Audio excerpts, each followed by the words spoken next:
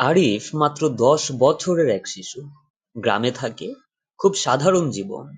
একদিন বিকেলে হঠাৎ করে আকাশ কালো হয়ে যায়, মেঘে মেঘে ছেয়ে যায় চারদিক।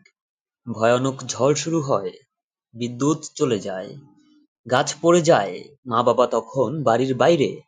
চারদিকে সবাই ভয় পাচ্ছে, ছোট ছোট বাচ্চারা কাঁদছে। কিন্তু আরিফ এক কোণে বসে নামাজে দাঁড়িয়ে যায়। তার ঠোঁটের ফাঁকে ফাঁকে শুধু একটি বাক্য, হে আমার রব, আমি জানি আপনি ছাড়া কেউ আমাকে রক্ষা করতে পারে না। আমি কাউকে ভয় পাই না। আপনি আমার সাথে আছেন। ঝড় চলতে থাকে কিন্তু আরিফ একটুও কাঁপে না।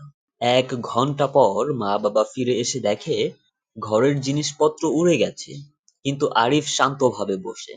মা জিজ্ঞেস করে, আরিফ তুমি ভয় পাওনি? আরিফ মুচকি এসে বলে, আমি শুধু আল্লাহকে ভয় করি। তিনিই আমার রব, তিনিই আমাকে দেখছেন।